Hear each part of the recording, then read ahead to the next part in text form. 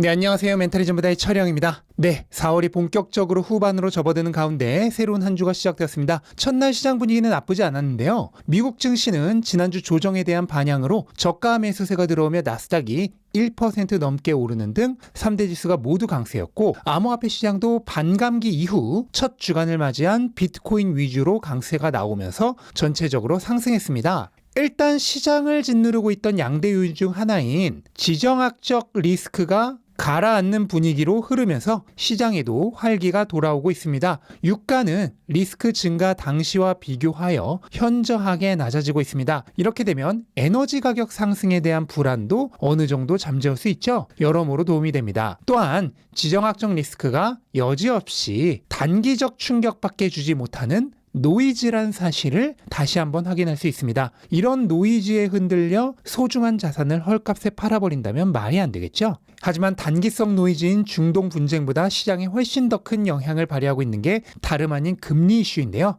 금리 정만치는 여전히 9월부터 금리 인하와 연내 한 차례의 금리 인하로 당초 예상보다 훨씬 높아져 있는 상황입니다. 이렇게 높아진 금리 전망치가 가격에 반영되며 지난주까지 조정 분위기가 이어지고 있었던 것이라 보시면 되겠습니다. 상황이 이러하다 보니 목요일과 금요일 발표될 주요 경제 지표가 매우 중요해졌는데요. 목요일 발표될 미국의 1분기 GDP 1차 추정치는 2.5%로 이것보다 높게 나온다면 강한 경기에 대한 불안이 더 커질 수 있습니다. GDP 예측치 자체도 당초엔 2.2% 정도였던 것이 현재는 2.5%까지 올라온 것이고요. 그만큼 미국의 강한 경기가 예측치에서부터 반영되고 있는 것이라 보시면 되겠습니다. 그리고 금요일 발표될 PCE 물가지수는 정말 너무나 중요해서 가히 운명의 날이라고 얘기할 만한데요. 이날 물가가 어떻게 나오느냐에 따라 당분간의 금리 전망치가 크게 뒤바뀔 수 있습니다. 현재 시장은 근원 물가가 2.6%로 지난달 대비해서는 많이 낮아질 것으로 보고 있는데, 예측치보다 높게 나올 경우 고물가에 대한 불안감이 커질 수 있습니다. 또 이번 주는 경제 지표들 못지않게 주요 기업들의 실적 발표도 대거 예정되어 있죠. 화요일 테슬라, 수요일 메타, 목요일 마이크로소프트와 구글,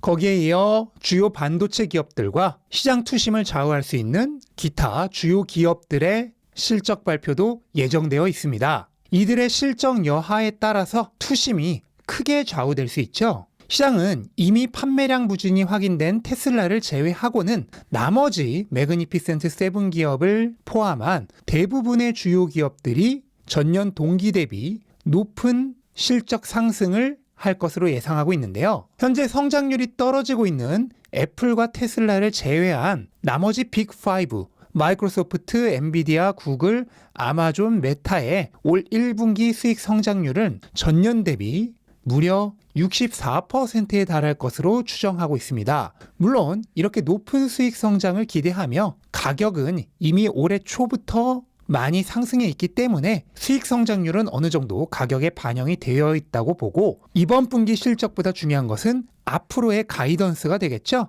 시장 예측치는 올 후반기로 갈수록 수익성이 낮아질 것으로 예측하고 있습니다. 이 예측을 얼마나 상회하는 가이던스를 내놓느냐에 따라 이번 실적 시즌의 성과가 결정될 전망입니다. 테슬라는 안타깝게도 낮은 실적 예상에 더하여 소형차 계획 연기, 인력 10% 감축, 주요 모델의 가격 인하 등 악재란 악재가 다 겹치면서 홀로 가격이 계속 떨어지고 있습니다. 기술적으로는 이전 갭 지지선이 뚫렸는데 현재는 장기간 지속되고 있는 하락 추세선에 거의 근접해 있는 상황입니다. 여기에서 반등이 가능하느냐 아니냐가 아주 중대한 포인트가 될 것 같습니다. 다만 하락 지지선에서 한번 반등이 나올 가능성은 충분히 있어 보이는데요. 테슬라는 당장 내일이 실적 발표죠. 그런데 다행히 이번 1분기 실적 발표 이후로는 분위기가 조금 반전될 가능성도 있습니다. 1분기 실적이 안 좋은 거야.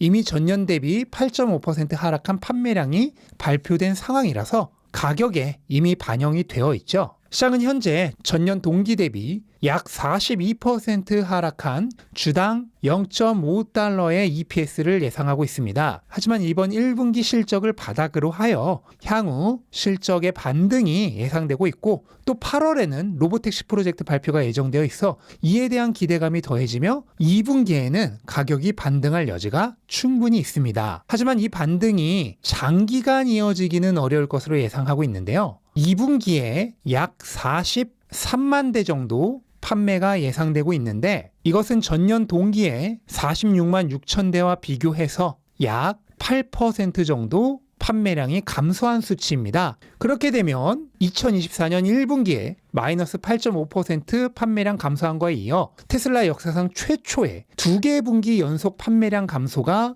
예상이 되고 있는데요. 테슬라는 10년이 넘는 역사 동안 딱 한 차례 팬데믹으로 인해 락다운이 심했던 2020년 2분기를 제외하고는 2개 분기 연속 판매량 감소가 있었던 일이 한 번도 없었습니다. 그런 테슬라가 최초의 2개 분기 연속 판매량 감소를 보인다면 그 충격은 상당할 수 있죠. 테슬라는 현재 이 낮아진 주가를 감안하더라도 PER이 34에 달하는데 결코 낮은 게 아니죠. 그런데 향후 1년간은 EPS가 전년 대비 오히려 역행할 것을 감안한 1년 포워드 PER은 거의 50으로 오히려 높아집니다. 따라서 이렇게 높아지는 PER을 조정하기 위해서 주가는 하락할 가능성이 상당히 높습니다. 심지어 트로이 테슬라이크 등 높은 적중률을 보이는 전문가들의 판매량 예측치는 시장 예측보다도 오히려 더 낮습니다. 그 얘기는 실제 EPS는 월가 추정치보다 더 낮을 수도 있다는 뜻입니다.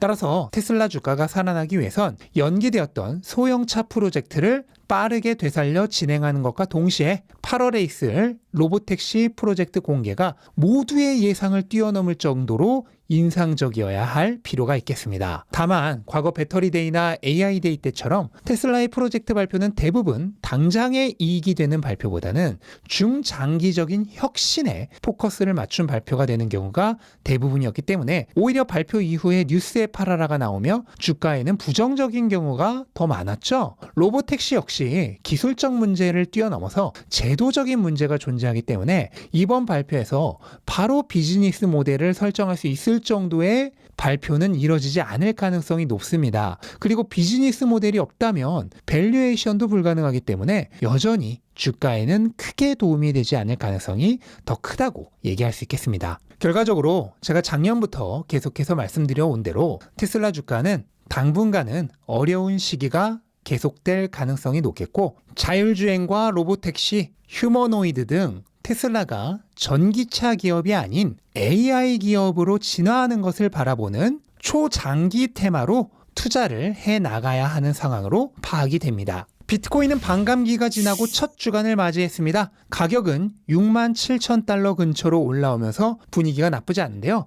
하지만 반감기 효과는 바로 나타나는 것은 아니기 때문에 이것은 반감기 때문이라기보다는 지정학적 리스크의 해소로 인한 영향이 더 클 것으로 판단이 되고요. 반감기 효과라 하더라도 실질적인 효과보다는 심리적 영향으로 생각이 됩니다. 하지만 그런 단기적인 요인을 제외하고 이번 사이클은 슈퍼사이클답게 반감기 이전에도 강력했지만 반감기 이후로도 큰 상승 잠재력이 있습니다. 과거 반감기와 반감기 간의 상승률을 보면 지난 사이클 당시 이전 반감기보다 가격이 13배 상승했는데 현재는 지난 반감기보다 시가총액이 거의 8배 상승했음에도 불구하고 가격은 전 반감기 대비 7배나 올랐습니다. 그만큼 모멘텀이 강력하다는 뜻이죠. 또한 현재의 위치는 기술적으로도 나쁘지 않습니다. 비록 전고점 저항대에 막혀 조정을 받고는 있지만 금리 전망치 상승과 지정학적 리스크라는 굉장히 강력한 악재가 발생했음에도 불구하고 6만 달러를 지키면서 강한 하방 경직성을 확인시켜 주었죠. 가격 패턴도 전형적인 기울어진 깃발형 패턴을 완성해 가고 있는데 이 패턴은 몇 차례의 박스권 움직임 뒤에 상방 저항 영역을 돌파하게 되면 거대한 상승이 오는 것이 보통입니다. 거기에 상대 강도 지수와 맥디와 같은 주요 보조 지표도 충분한 조정이 이뤄진 후 지표의 상향 조정이 예상되고 있는 타이밍입니다. 이렇게 되면 가격이 하락할 가능성보다 상승할 가능성이 높음을 나타내주고 있는 거죠. 다만 단기적인 가격이라고 하는 것은 이런 보조지표 등과 상관없이 언제든 예상치 않은 방향으로 움직일 수 있기 때문에 맹시는 절대 금물이고요. 참고 정도로 삼으셨으면 좋겠습니다. 조금 더 중장기적인 모멘텀도 좋은데요. 투입된 자금 대비 현재 가격의 배수를 나타내는 MVRV 지수가 90일 평균치를 하회했다가 상방으로 방향을 틀었습니다. 이것은 조정이 끝났을 가능성을 암시하는 것이죠. 이번 사이클에서 MVRV가 90일 평균보다 내려간 뒤 다시 위로 올라왔을 때 큰 상승이 뒤따랐었습니다. 이번에는 어떻게 될지 흥미롭게 지켜보시는 것도 재밌을 것 같습니다. ETF의 유입도 개선되고 있는데요. 그레이스케일은 날이 갈수록 유출량이 줄어들고 있습니다. 추세적으로도 유출이 크게 감소하고 있는 게 눈에 띄죠. 거기다 업계 최저 수수료 수준의 미니 ETF를 출범시키면서 기존 GBTC 유저의 지분 10%가 자동으로 미니 ETF로 이전이 됩니다. 이렇게 되면 유출량이 감소하는데 더욱 도움이 되겠죠. 지난 몇 주간 가격이 조정을 받으면서 ETF 유입량이 크게 줄어드는 상황이었는데 반감기 이후 첫 주간인 오늘 이미 플러스 유입이 확정이 된 상태이기 때문에 이번 주부터 ETF 유입량이 본격적으로 다시 상승하기 시작한다면 가격도 재차 반등할 채비를 갖출 것으로 생각이 됩니다. 정확히 언제부터 본격적인 상승이 재개될지는 알 수 없습니다. 하지만 반감기 이후 가격의 방향은 이미 모두가 알고 있죠. 2주 뒤부터 오를지 2달 뒤부터 오를지는 크게 중요한 것이 아닙니다. 추세를 파악하고 거기에 올라탔다면 단기적 가격 변동은 무시하고 나머지는 시장에 맡겨두시면 됩니다. 적합한 때가 되었을 때 알아서 움직일 것입니다. 다만 그 추세에 올라탈 시간이 아주 많이 남아있지는 않습니다. 반감기 이후 전고점 저항 영역대를 완전히 돌파하고 나면 가격은 아주 빠르게 상승합니다. 늘 폭발적인 포물선 상승이 뒤따랐죠. 이번에도 그럴 것입니다. 아직도 비관적인 얘기만 늘어두는 사람들은 그냥 그러라고 놔두시기 바랍니다. 어차피 수직 상승이 시작되고 나면 밑에 남겨져 보이지도 않게 될 사람들이니까요. 중요한 건 바로 여러분이 이 추세에 탑승했느냐 안 했냐입니다. 남들은 신경 쓰지 말고 본인에게만 집중하셨으면 좋겠습니다. 네, 이것으로 오늘 영상 마치겠습니다. 영상 도움되셨다면 구독과 좋아요, 알림 설정까지 꼭 부탁드리고 즐거운 하루 되시기 바랍니다. 감사합니다.